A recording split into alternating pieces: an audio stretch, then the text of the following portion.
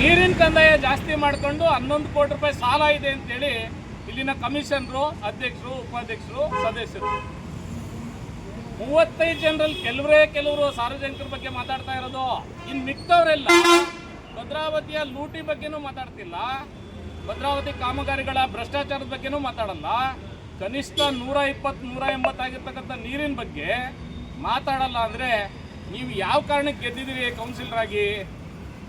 ನಾ ಎಲ್ಲರನ್ನೂ ಕೇಳ್ತಾ ಇದ್ದೀನಿ, ಅದು ಅಧ್ಯಕ್ಷರು, ಉಪಾಧ್ಯಕ್ಷರು, ಸದಸ್ಯರು 35 ಜನರು, ಅದ್ರ ಜೊತೆಗೆ ನಾಮಿನೇಟ್ ಕೌನ್ಸಿಲರು ಬೇರೆ.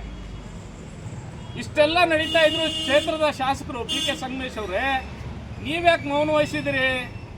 ಮಾತೆತ್ತಿದ್ರೆ ನಾನು ಬಡವ್ರ ಪರ ಅಂತ ಮಾತಾಡ್ತಕ್ಕಂಥ ಸಂಗಮೇಶ್ ಅವರೇ, 120 ರೂಪಾಯಿ ಇರ್ತಕ್ಕಂಥ ನೀರಿನ ಕಂದಾಯ 180 ರೂಪಾಯಿ ಆದರೂ ನೀವ್ಯಾಕೆ ಮೌನ ವಹಿಸಿದ್ರಿ? ನೀವು ಬಡವ್ರ ಬಗ್ಗೆ ಕಾಳಜಿ ಇಲ್ವಾ? ಚುನಾವಣೆಯಲ್ಲಿ ಹೇಳ್ತಾ ಇದ್ರಿ ಬಡವ್ರ ಬಗ್ಗೆ ನಾನು ಏನು ಬಂದರೂ ಹೋರಾಟ ಮಾಡ್ತೀನಿ ಅಂತೇಳಿ. ನಿಮ್ಮ ಗಮನಕ್ಕೆ ಬರ್ದೇ 180 ರೂಪಾಯಿ ಜಾಸ್ತಿ ಆಗುತ್ತಾ? ಕೂಡಲೇ ಏನು ಶಾಸಕ ಅಂತ PK ಸಂಗಮೇಶ್ ಅವರೇ, ತಮ್ಮ ಆಡಳಿತ ನಗರಸಭೆಯಲ್ಲಿ ಇರೋದ್ರಿಂದ ಈ ರೀತಿ ಉದ್ದಟತನ ಮಾಡೋದು ಸರಿಯಲ್ಲ.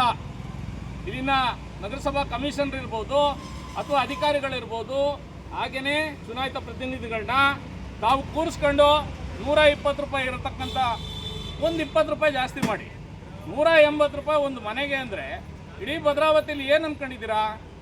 ಇದು ಪ್ರಜಾಪ್ರಭುತ್ವ ಅಂದ್ಕೊಂಡಿದ್ದೀರಾ ಇಲ್ಲ ಜನರನ್ನ ಗುಲಾಮರು ಅಂದ್ಕೊಂಡಿದ್ದೀರಾ? ನಾ ಎಚ್ಚರಿಕೆ ಕೊಡ್ತಾ ಇದ್ದೀನಿ, ತಾವು ಏನಾದ್ರು ಒಂದು ವಾರದೊಳಗೆ ಕಡಿಮೆ ಮಾಡ್ತಾ ಇದ್ರೆ ನಗರಸಭೆ ಮುಂದೆ ಮಾನವ ಹಕ್ಕುಗಳ ಹೋರಾಟ ಸಮಿತಿಯಿಂದ ಸಾರ್ವಜನಿಕ ಕರ್ಕೊಂಡು ಉಗ್ರವಾದ ಪ್ರತಿಭಟನೆ ಮಾಡ್ತೇವೆ. ಇವತ್ತು ನಗರಸಭೆ ನಡೀತಾ ಇದೆ, ಸಾಮಾನ್ಯ ಸಭೆ ಒಳಗದು ಏನು ಮಾತಾಡ್ತಿರೋ ಗೊತ್ತಿಲ್ಲ ಸದಸ್ಯರು. ಕನಿಷ್ಠ ಒಂದೊಂದು ವಾರ್ಡಿಂದ ಜನರ ಪರವಾಗಿ ಮಾತಾಡಿದ್ರೆ ಕಾನೂನಾಗುತ್ತೆ. ನೀವೇನೂ ಮಾಡ್ತಾ ಇಲ್ಲ.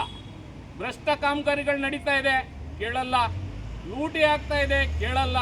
ಕನಿಷ್ಠ ಕುಡಿಯೋ ನೀರಿಂದಾರು ಕೇಳೋ ಮಾರ್ಯ.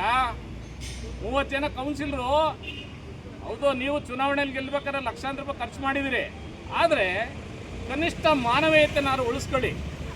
ಕುಡಿಯೋ ನೀರಿಗೆ ಜಾಸ್ತಿ ಮಾಡಿದ್ರೆ ಎಲ್ಲಿಗೆ ಹೋಗಬೇಕು? ಹಾಗಾಗಿ ದಯಮಾಡಿ ತಕ್ಷಣ ಮಾನ್ಯ ಜಿಲ್ಲಾಧಿಕಾರಿಗಳೇ